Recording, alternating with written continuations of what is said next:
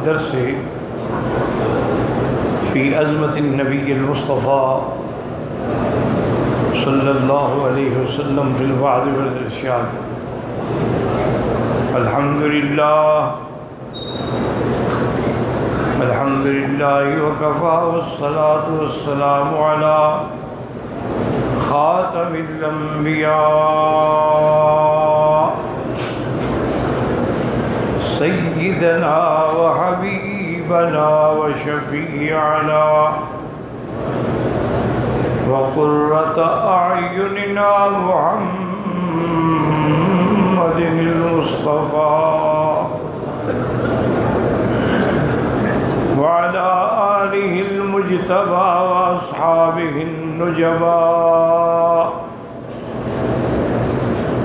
اللهم صل على سيدنا محمد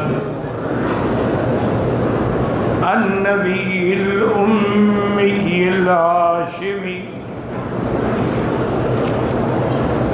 وعلى آله وأصحابه نجوم الهدى.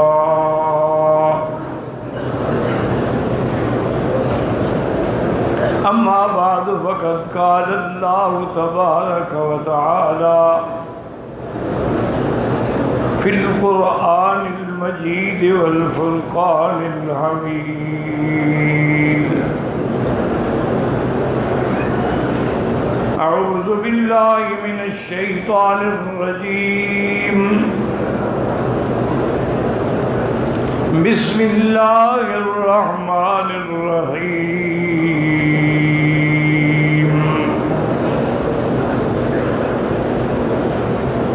يا أيها النبي إنا أرسلناك شاهدا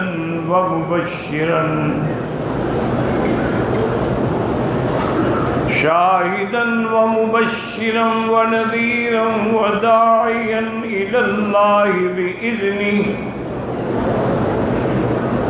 وسراجا منيرا.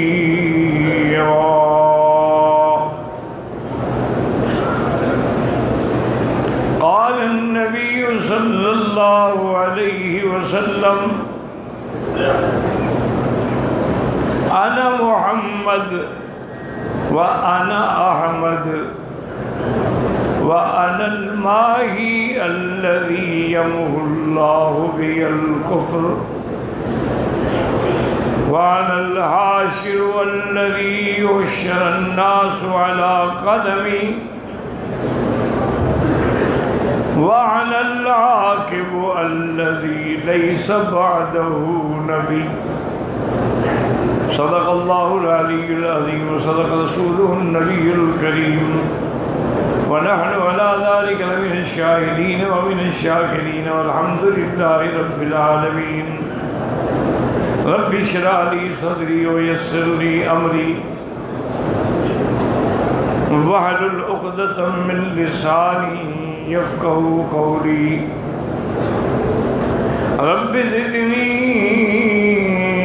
علما سبحانك لا علم لنا إلا ما علمتنا إنك أنت العليم الحكيم. برادران اسلام، واجب الاحترام بزرگوں، دوستوں، بھائیوں، عزیز نوجوانوں، اللہ تبارک و تعالیٰ کی کلام مقدس مبارک سے چند آیات مبارکہ اور آقا انعامدار حبیب کبریا سیدنا محمد مصطفیٰ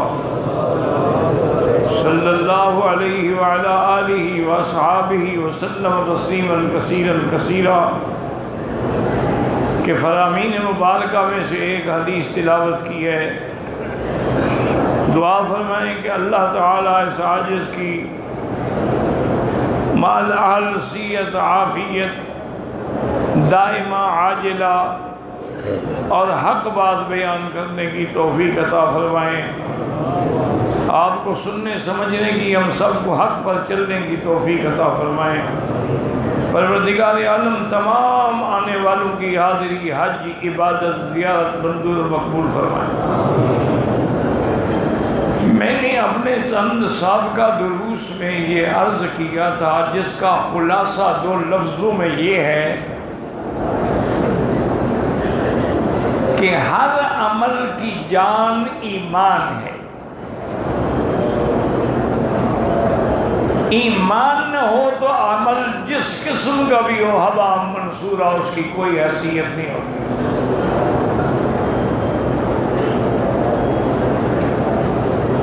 تمام اعمال صالحہ کے ساتھ سارے قرآن میں نظر ڈالیں، ہر جگہ یہی ہوگا، آمنوا وعملوا الصالحات، آمنوا وعملوا الصالحات۔ تو ایمان جان ہے اعمال کی، روح ہے اعمال کی۔ ایمان نہ ہو تو عمل نہیں قبول ہوگا۔ اور اسی طرح میں نے عرض کیا تھا کہ جیسے ایمان جان ہے اعمال کی، ایمان کی جان بھی اتباع محمد مصطفیٰ صلی اللہ علیہ وسلم۔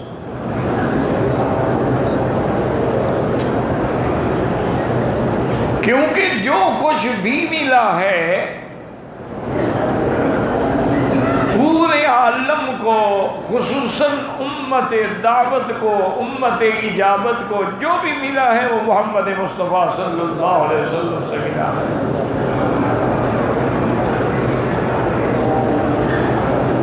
ہمیں کیا پتا تھا کہ نماز کیا ہوتی ہے، زکوٰۃ کیا ہے، نصاب کیا ہے، مال غنیمت کیا ہے، فے کیا ہے، جہاد کیا ہے،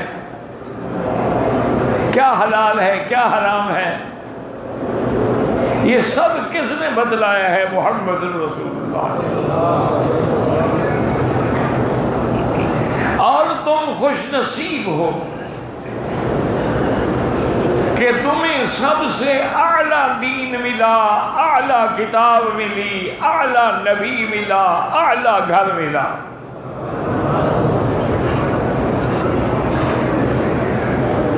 اب ساری تاریخ میں نظر ڈالیں، تاریخ انبیاء اور رسل پہ نظر ڈالیں، یہ کہیں نہیں ملتا ہے کہ کسی نبی پر اس کے آنے سے بھی پہلے کوئی ایمان لے آئے۔ توجہ کرو گے تو بات سمجھ آئے گی، ورنہ نہیں آئے گی۔ ایک توجہ کرو، ایک ایسا ایسا دروشی بھی پڑھتے رہو۔ میں نے نہیں کہا آپ سے کہتے تھے۔ حضرت شاہ جی رحمۃ اللہ علیہ فرماتے تھے نا، جو عقل سے پیدل ہو اور جیب سے خالی ہو وہی ہمارے دوست ہوتے ہیں۔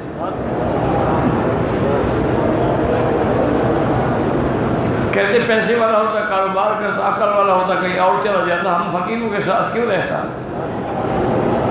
تو بہرحال 1,24,000 پیغمبر اللہ اعلم تقریباً کہا جاتا ہے، حقیقت کا پتہ نہیں۔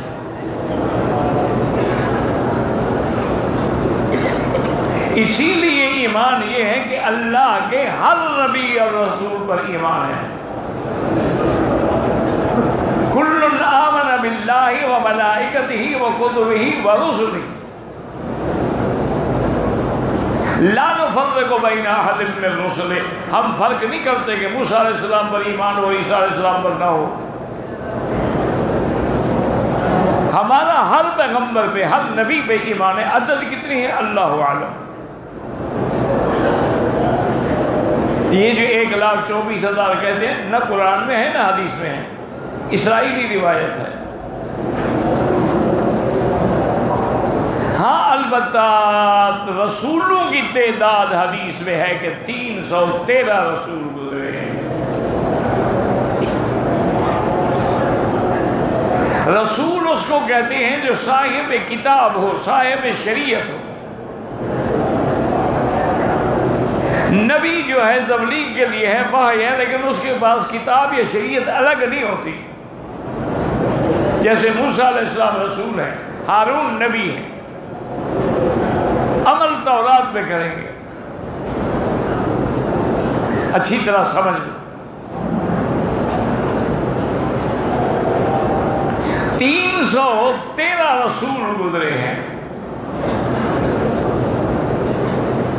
یہ بھی ہمیں حدیث سے ملا کہ میرے آقا نے فرمایا بدر والے دن کہ آج میرے صحابہ کی تعداد جو ہے وہ 313 ہے اور اللہ کے رسول بھی 313 تھے. بھائی یہ لائٹ جلا کر نہ بیٹھو، میری آنکھ میں تکلیف ہے. پتہ نہیں کیا عادت ہے آپ لوگوں، کئی دفعہ عرض کیا ہے. اور یہ ساتھ سمجھ 313 رسولوں میں سب سے افضل 5 رسول ہیں جو اولو العزم من الرسل ہیں.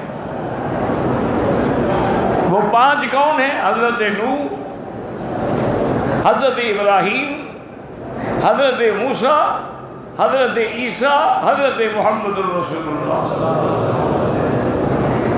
تو کل رسول کتنی ہیں؟ یاد ہی رکھا کرو نا کتنا ہے. ان میں افضل کتنے ہیں؟ اور 5 میں سب سے افضل کون ہے؟ محمد الرسول.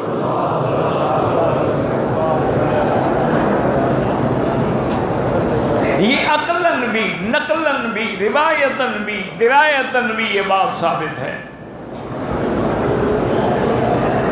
اب دیکھیں نا کہ مسجد اقصی میں جب سارے انبیاء انتظار میں کھڑے ہیں محمد مصطفیٰ،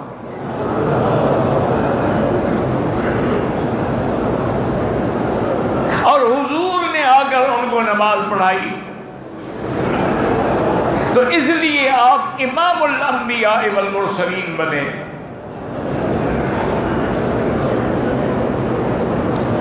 کبھی غور کیا ہے کہ حضور نے کعبہ شریف میں کیوں نہ نماز پڑھا دی؟ یہاں تو ثواب بھی زیادہ تھا.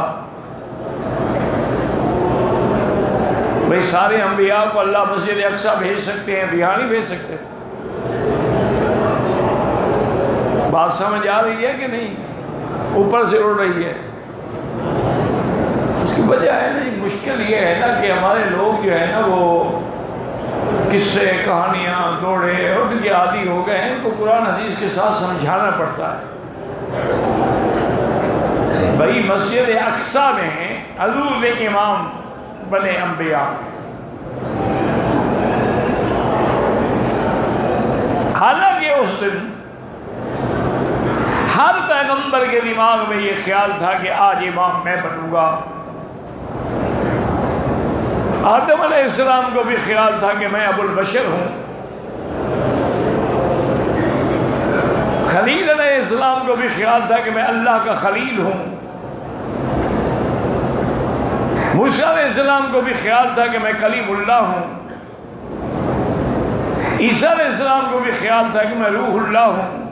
آج میں امام بنوں گا. لیکن جب صفیں ٹھیک ہو گئیں تو حضرت جبریل علیہ السلام نے اعلان کیا کہ صرف تم مشرقاً و مغرباً و شمالاً و جنوباً، میں نے مشرق، مغرب، شمال، جنوب، آسمان، زمین سب دیکھا ہے. ما رأیت مثل محمد، میں نے محمد مدنی جیسا کسی کو نہیں پایا. اور کہا تقدم یا محمد، حضور آپ نماز پڑھائیں.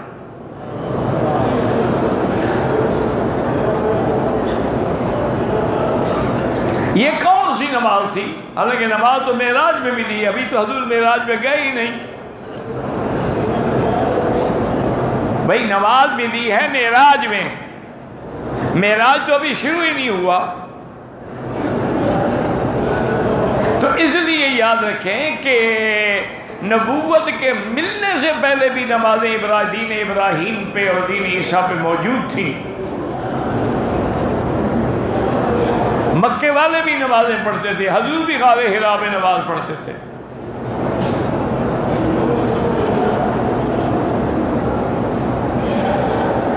تو اب حضور صلی اللہ علیہ وسلم کو اللہ نے امام تو بنایا، لیکن میرا سوال یہ تھا کہ بھائی بجائے مسجد اقصی کے اللہ نے کعبہ شریف میں کیوں نہ امام بنایا؟ یاد رکھو کہ اگر کعبے میں امام بناتے وہ تو گھر میں امامت ہوتی نا، کعبہ تو حضور کا مولد ہے، گھر ہے، تو یہ کمال نہ ہوتا۔ کمال یہ تھا کہ کعبہ بنو اسرائیل کا ہو اور نبی محمد مصطفیٰ ہو، امام محمد مصطفیٰ ہو۔ کعبہ بنو اسرائیل کا، امام ولد اسماعیل کا، اور سارے انبیاء پیچھے کھڑے ہیں۔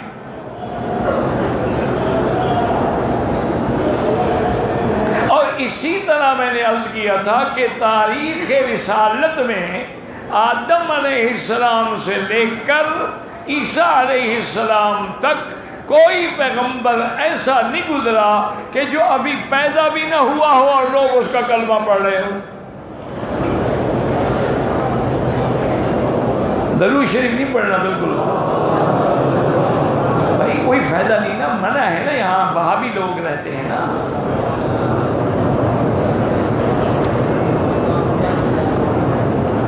اصل میں یہ بھی بیچارے کیا کریں، یہ عادی ہیں یا نبی سلام علیکہ، یہ تو درود انڈیا کا پڑھتے ہیں اور میلاد بھی انڈیا کا پڑھتے ہیں، ختم صغیر اور ختم کبیر بھی انڈیا کا پڑھتے ہیں۔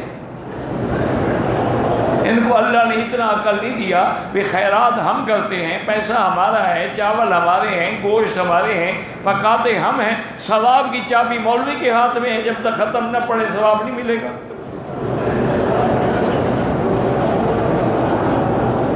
کیا جاہلوں کے عقیدے بنا رکھے، خدا کے لیے مکے میں آئے ہو توبہ کرو۔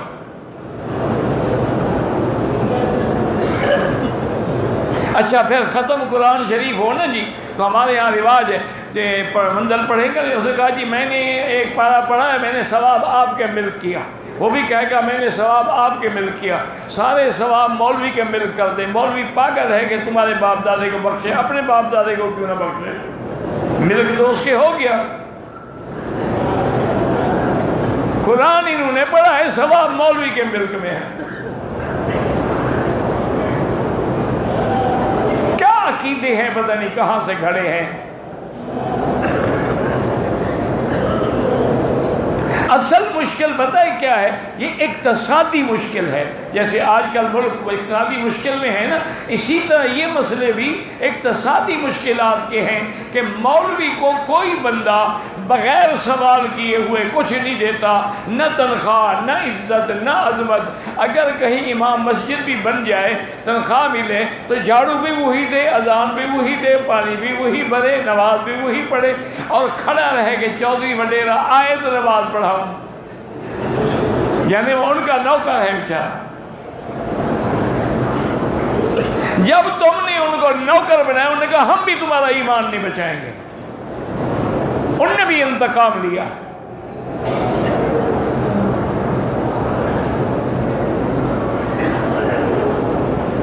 انہوں نے بھی انتقام لیا ہے کہ ایسے تو تم ہمیں کچھ نہیں دیتے ہو نا، ہم انتظام کریں گے کہ خیرات پر جب ختم صغیر نہ پڑھا جائے خیرات کا ثواب نہیں ملتا، اور جب مرنے کے بعد تیسرے دن کل خوانی نہ ہو، مردہ بیچارہ قبر میں رو رہا ہوتا ہے، اور جب تک 7 جمعراتوں کا ثواب نہ پہنچائے فرشتے مارتے رہتے ہیں، اور جب تک چلیسواں نہ کرو اس کی جان ہی نہیں چھوٹتی ہے۔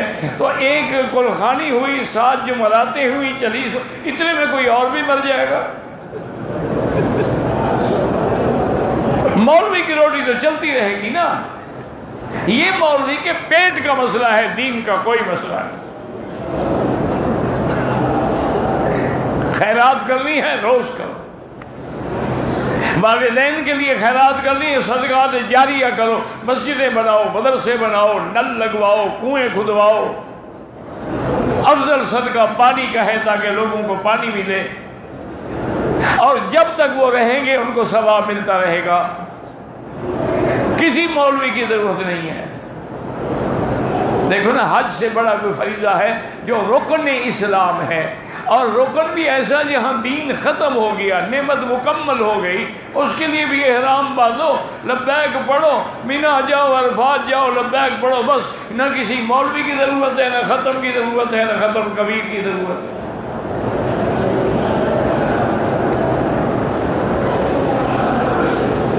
کہ یہاں بھی مولوی کو بلاتے ہو جی ختم شریف پڑھو ہم کنکریاں ماریں. بس ایک رواج ہے.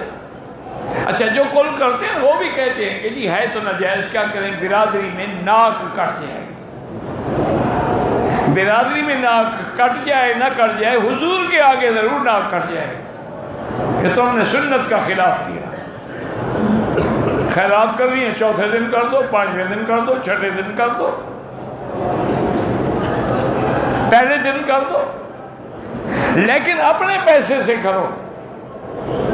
مرنے والے کا مال ورثاء کا ہو گیا ہے، اور ورثاء میں اگر کوئی چھوٹا بچہ ہے وہ اجازت دے ہی نہیں سکتا. یتیم کے مال تو نہ کھاؤ نا.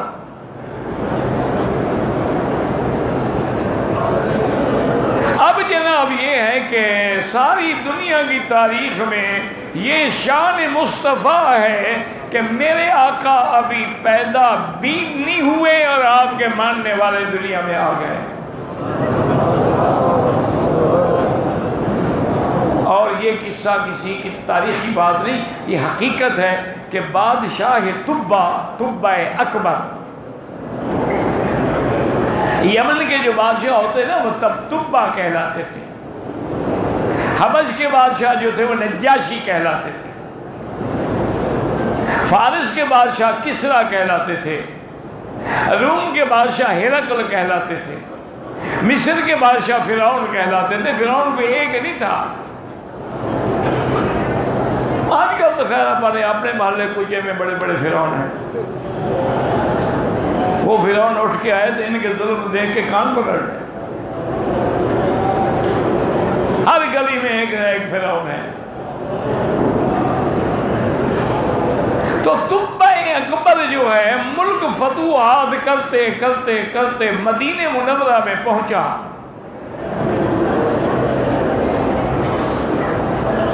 اللہ کی شان یہ ہے کہ مدینہ منورہ میں شام کو پہنچا اور ارادہ یہ کیا ابھی آج قافلہ اور میرا لشکر آرام کر لے، کل ہم مدینے پہ چڑھائی کریں گے، کیونکہ سارا علاقہ تو فتح کر چکا تھا. بس اس نے یہ ارادہ کیا، ایسی اندھیرا چھایا کہ ہاتھ بھی نظر نہیں آتا تھا. ظلمت چھا گئی. اس نے اپنے جو ساتھ تھے احبار و رہبان، اس کے مولوی وغیرہ جو ساتھ تھے، ان کو بلایا. انہوں نے کہا یہ کیا اندھیرا کیوں ہو گیا، نہ بادل ہے نہ کوئی چیز ہے. انہوں نے کہا کہ بادشاہ سلامت ایک بات پوچھتے ہیں، کیا تم نے مدینہ منورہ پر فوج کشی اور چڑھائی اور جنگ کا ارادہ تو نہیں کیا؟ انہوں نے کہا ارادہ تو میں نے کیا، کل صبح حملہ کرو. انہوں نے کہا اسی کی وجہ سے اللہ نے تمہیں تنبیہ کی ہے کہ یہ وہ شہر ہے جو میرے مدنی محمد مصطفیٰ کا مدفن بنے گا. ایک نبی آئیں گے، مولدہ بمکہ ومہجرہ بیثرب ویدفن فی المدینہ المنورہ.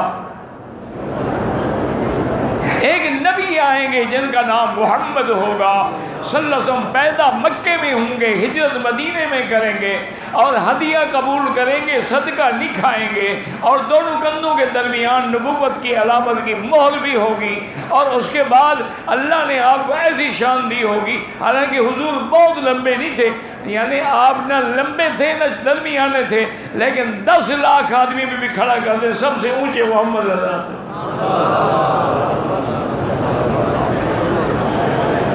ساتھ ساتھ کہتے رہو صلی اللہ علیہ وسلم. وہ ہمارے بلے شاہ نے کہا ہے نا کہ ہاتھ کار نہیں دل یار نہیں. جو انکار کانوں سے سنتے رہو، زبان پر تو درود ہونا. اس نے کہا ٹھیک ہے میں توبہ کرتا ہوں، میں بالکل مدینے پہ حملہ نہیں کروں گا. انہوں نے کہا حضرت، اور فوراً روشنی ہو گئی، انہوں نے کہا حضرت مہربانی کریں، ہم ساری زندگی آپ کے ساتھ رہے ہیں، ہمیں اجازت دے دیں، ہم مدینے میں رہنا چاہتے ہیں، ہم انتظار کریں گے محمد مصطفیٰ کی۔ اس نے اجازت بھی دی، اور یاد رکھو آگے اس نے مدینے میں سب علماء کو، احبار کو مکان بنا کے لیے، اور ایک مکان بنایا اور ساتھ ایک خط لکھا، من تبع الاقبل من طبابعۃ الیمن الی محمد رسول اللہ۔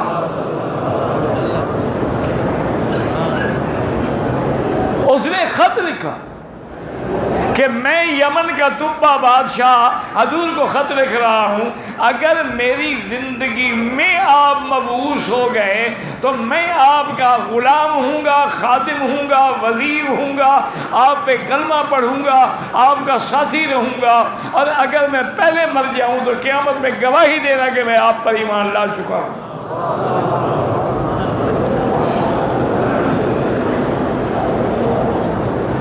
اس نے ایک مکان بنایا اور ان علماء کو خط دیا، کہا کہ یہ خط بھی رکھو، اور یہ مکان میں نے اسی اللہ کے نبی کے لیے بنایا ہے، محمد رسول اللہ کے لیے، کہ جب وہ آپ آئیں تو اسی مکان میں تشریف رکھیں۔ شاید آپ کو پتہ نہ ہو، وہ خط چلتے چلتے چلتے حضرت ایوب انصاری رضی اللہ تعالی عنہ کو ملا، اور حضور مدینے جب پہنچے ابو ایوب کے گھر میں ٹھہرے، یہ وہی گھر تھا جو حضور کے لیے بنا تھا، یعنی گویا حضور اپنے گھر میں ٹھہرے، کسی کا احسان نہ ہو حضور پر۔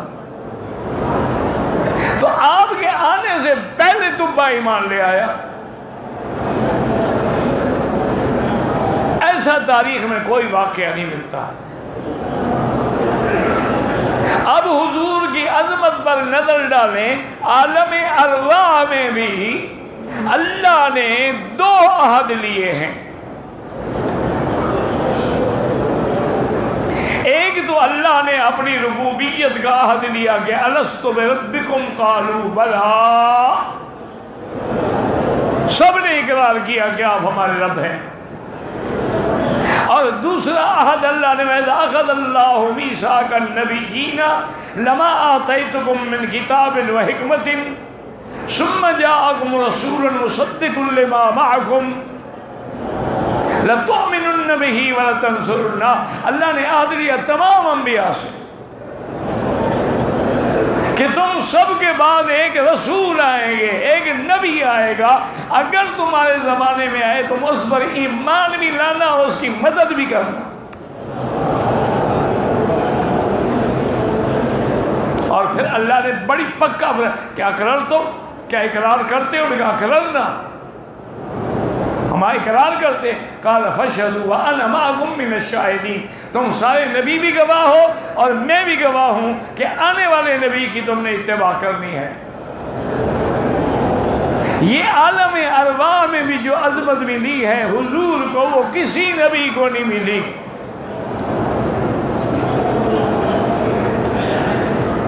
اور عالم دنیا میں بھی اب آپ دیکھیں کہ سارے قرآن میں نظر ڈالیں، آدم علیہ السلام سے جب غلطی ہو گئی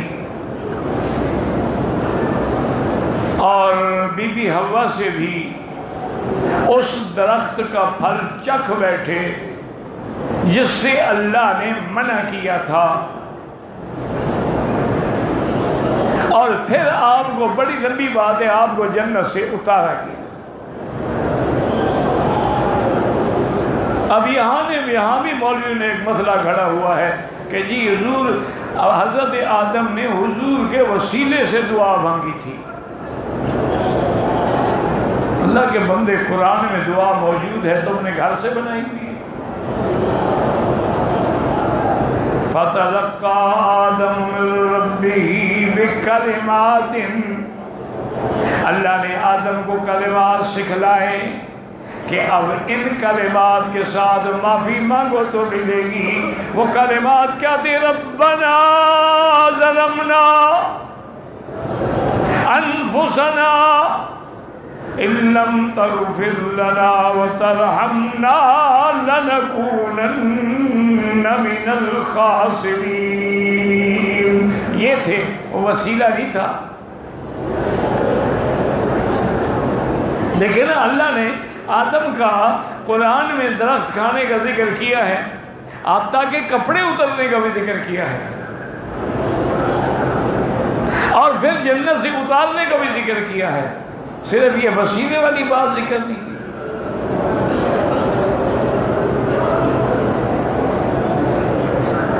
بس پتہ نہیں یہ کہاں سے مسئلے بناتے ہیں۔ ان سے پوچھو نا جی، آدم علیہ السلام نے کہتے ہیں جی بس آدم سے بڑی غلطی ہوئی کہ گندم کا دانہ کھا لیا، گندم میں ہی جنت سے نکلا آیا۔ اب میرے خیال میں تاریخ انسانیت میں اتنا بڑا جھوٹ کسی نے نہیں بولا ہوگا جو ہمارے مولوی بولتا ہے کہ گندم دانہ کھایا۔ قرآن کہتا ہے کہ لا تقربا ہذہ الشجرۃ، اس درخت کے قریب نہ جاؤ۔ گندم کے درخت ہوتے ہیں،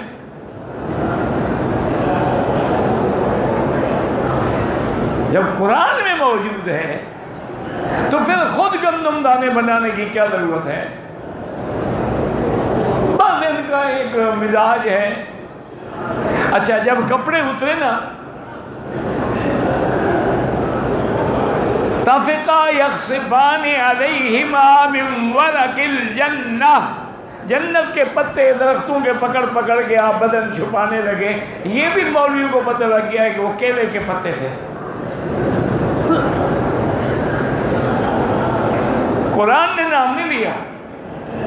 ایک بادشاہ لوگ ہیں جی، جو مرضی آئے بدل دیں، دین بدل دیں، قرآن بدل دیں، حدیث بدل دیں، لوگوں کے عقیدوں کو برباد کر دیں۔ ان کو پوچھنے والا کون ہے؟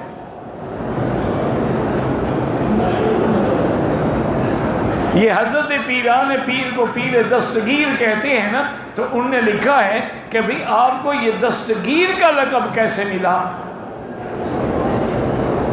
کہتے ہیں کہ پیر صاحب اللہ کے ساتھ ہاتھ میں ہاتھ ڈال کے جنت میں سیر کر رہے تھے۔ کسی نبی نے تو سیر نہیں کی، میرے مدنی نے بھی ہاتھ ڈال کے اللہ کے ساتھ مل کے سیر نہیں کی۔ پیر کا شان بڑھ گیا نا کہ اللہ کے ہاتھ میں ہاتھ ڈالے جنت میں سیر کر رہے تھے، اور جنت میں چھلکا پڑا تھا کیلے کا، اللہ کا پاؤں پھسلا تو پیر صاحب نے پکڑ لی۔ جو پھسل جائے وہ بھی خدا ہوتا ہے۔ کہا اچھا آج کے بعد تم دستگیر ہو، تم نے میرا ہاتھ پکڑ لیا۔ اب ایسا جھوٹ ایمان سے کہیں، تاریخ انسانیت میں کسی یہودی نے بھی کتاب میں نہیں لکھا ہوگا۔ بس دعا کرو، اگر زندہ ہیں تو اللہ ہدایت۔ ہمارے دشمن تو نہیں ہے نا، ہمیں تو دکھ ہوتا ہے۔ تو اب یہ ہے کہ قرآن نے بتلا دیا کہ فَتَلَقَّى آدَمُ مِن رَبِّهِ بِكَلِمَاتٍ، اللہ نے آدم کو کلمات سکھلائے، لیکن جب میرے مدنی کا نمبر آیا تو فرمایا وَإِنَّكَ لَتُلَقَّى الْقُرْآنَ مِن لَّدُنْ حَكِيمٍ عَلِيمٍ۔ میرا مدنی میں نے آپ کو سارا قرآن پڑھا دیا، کلمات نہیں، پورا قرآن۔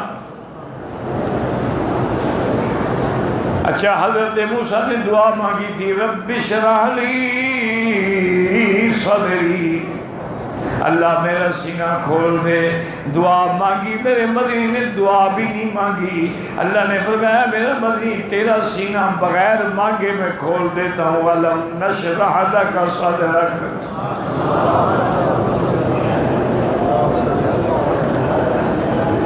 موسیٰ علیہ السلام نے دعا مانگی وَاجْعَلْ لِي وَزِيرًا مِّنْ أَهْلِي، اللہ میرے خاندان میں میرے بھائی کو بھی نبی بنا تاکہ میرا بازو بنے، دست و بازو بن کے میرا بوجھ ہلکا کرے۔ اللہ نے فرمایا موسیٰ تو مانگ رہا ہے لیکن میرا بدنی ہم نے تو بغیر مانگے وَوَضَعْنَا عَنْكَ وِزْرَكَ تجھ پہ بوجھ جو تھے ہٹا دیے.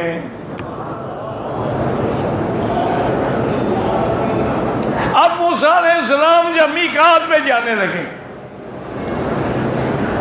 جب اللہ نے آپ کو بلایا آپ میقات پہ جانے لگے تو آپ اپنی قوم سے سرداروں سے جلدی میقات پہ پہنچ گئے. اللہ نے فرمایا موسیٰ بڑی جلدی کی. قال اجلت الیک ربی لترضی، میرا اللہ میں نے اس لیے جلدی کی تاکہ تیرے حکم کی تعمیل جلدی ہو اور تو راضی ہو جائے، یعنی آپ کی رضا کے لیے میں جلدی آیا. اللہ نے فرمایا میرا بدنی موسیٰ میری رضا ڈھونڈ رہا ہے لیکن میں تیری رضا ڈھونڈتا ہوں. وَلَسَوْفَ يُؤْتِيكَ رَبُّكَ فَتَرْضَىٰ.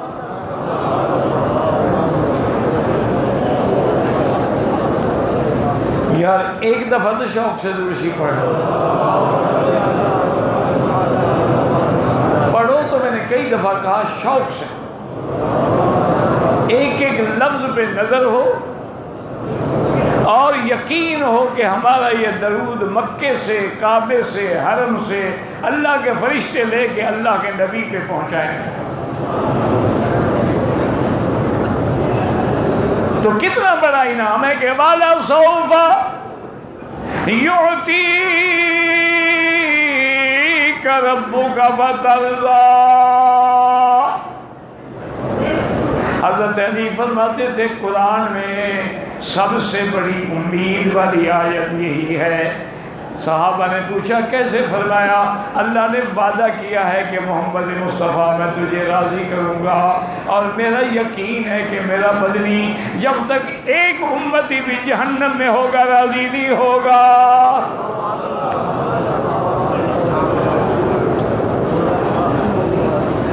اور اللہ کا وعدہ ہے کہ راضی کریں گے. اسی لیے حضور پاک فرماتی ہیں کہ قیامت والے دن انا اشفع فاشفع فاشفع، میں شفاعت کروں گا، شفاعت عظمیٰ ہوگی، پھر شفاعت ہوگی بغیر حساب کے داخل ہونے والوں کی، پھر شفاعت ہوگی ان کے جن کے گناہ ہوں گے. شفاعت کروں گا پھر کروں گا پھر کروں گا. آخر میں اللہ فرمائیں گے ہل رضیت یا محمد، اتنی امت جہنم سے نکال دی اب تو راضی ہو. حضرت کہتے ہیں میں عرض کروں گا رضیت ربی رضیت ربی رضیت ربی، میرا رب میں راضی ہوں. لیکن جہنم میں ابھی کچھ لوگ پڑے ہیں جن کے دل میں مثقال ذرۃ من ایمان ہے، تھوڑا سا ایمان ہے. اللہ فرمائے کہ میرا بدنی ان کو میں اپنی رحمت سے نکال دوں گا. اور اسی طرح آپ قرآن میں نظر ڈالو، خدا کے لیے قرآن پڑھا کرو. میں نے کئی دفعہ درخواست کی ہے کہ اب مرشد پیر بزرگ بڑے قلیل رہ گئے ہیں، ملاقاتیں نہیں ہوتی. اب اگر نجات چاہتے ہو قرآن پڑھو، استغفار پڑھو، محمد مدنی پہ درود پڑھو.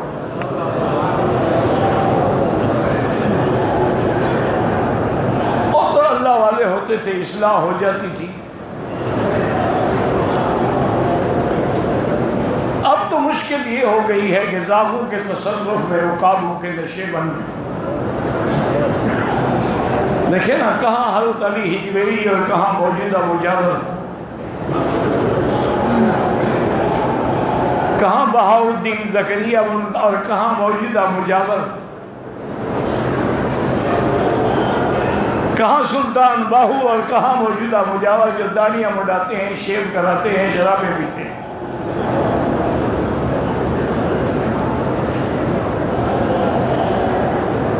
اللہ ہدایت دے. اب ذرا قرآن میں نظر ڈالیں کہ اللہ نے قرآن میں جب بھی کسی پیغمبر کو خطاب فرمایا ہے ہمیشہ نام سے خطاب فرمایا. یا آدم اسکن انت وزوجک الجنہ، آدم نام سے، یا نور انہ لیس من اہلک نام سے، یا ابراہیم قد صدقت الرؤیا نام سے، یا زکریا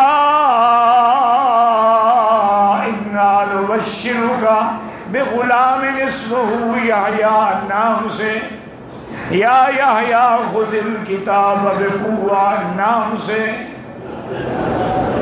یا عیسیٰ انی رافعک الی نام سے۔ لیکن جب میرے مدنی حبیب کی باری آئی تو یہاں نام سے نہیں، یہاں لقب سے پکارا، یا ایھا الرسول،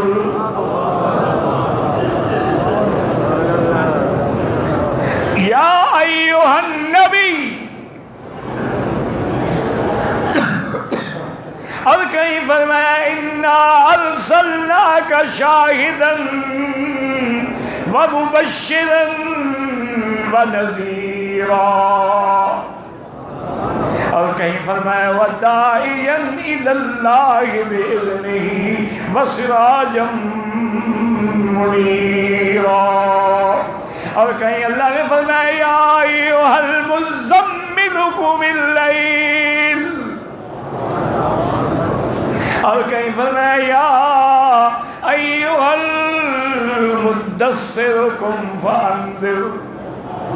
اچھا، جب ناراض ہیں، عتاب آ رہا ہے، تنبیہ کرنے کے لیے بھی، جب اللہ کے پیغمبر نے ماریہ قبطیہ کو حرام کیا تھا، سورۃ تحریم نازل ہوئی، لیکن ناراضگی کا وقت ہے، خطاب کیسے کہ یا ایھا النبی،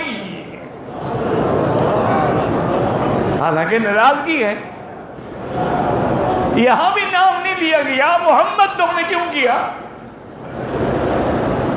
یا ایھا النبی لم تحرم ما احل اللہ لک تبتغی مرضات ازواجک۔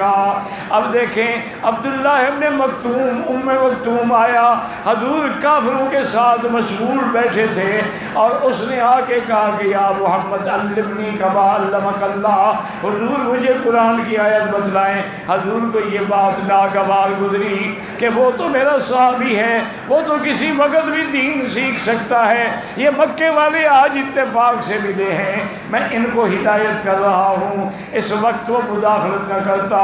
تھوڑا سا آپ کے ماتھے پہ، پیشانی پہ بل پڑ گئے، اللہ نے قرآن نازل کر دیا، عبس وتولی ان جاءہ الاعمی۔ میرا مدنی جب وہ نابینا آیا، آپ نے اپنے چہرے پہ بل کیوں ڈالا؟ اب بات سمجھیں خدا کے لیے، اللہ نے کیا فرمایا ہے؟ عبس،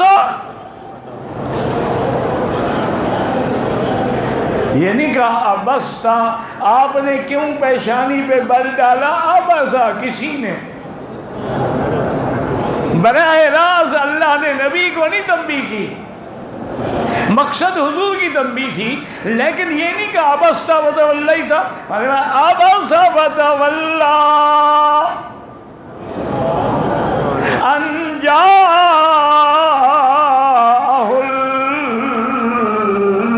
الاعمی۔ یہ شان محمد مصطفیٰ ہے صلی اللہ علیہ وآلہ آلہ وصحبہ وسلم تسلیما کثیرا کثیرا۔ اور زمان میں بھی، مکان میں بھی، دیکھیں اللہ نے قرآن میں قسم کھائی، الا اقسم بہذا البلد، اللہ نے قسم کھائی اس شہر کی۔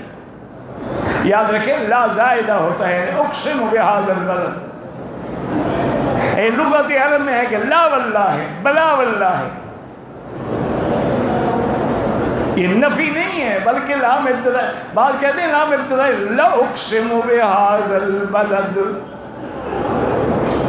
اور بعد میں فرمایا لام زائدہ ہے، اقسم بہذا البلد۔ اللہ نے فرمایا میرا مدنی مجھے اس شہر کی قسم ہے۔ اب غور کرو گے تو بات سمجھ آئے گی۔ ایک غور کرو، ایک درود شریف بھی پڑھو۔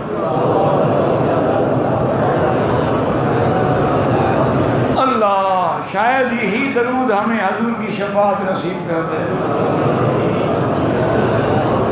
دیکھو نا، ایک دفعہ پڑھیں گے تو 1,00,000 کا ثواب ملے گا، تو جب درود زیادہ ہو جائیں گے تو شفاعت تو یقینی ہو جائے گی۔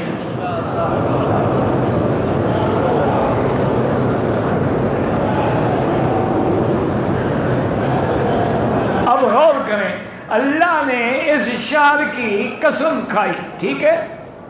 کیوں؟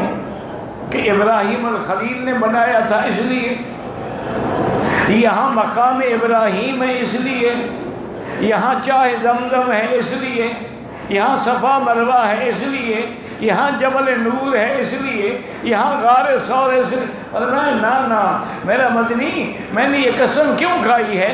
لا اقسم بہذا البلد وانت حل بہذا البلد، میں نے یہ قسم اس لیے کھائی ہے کہ آپ اس شہر میں رہتے ہیں،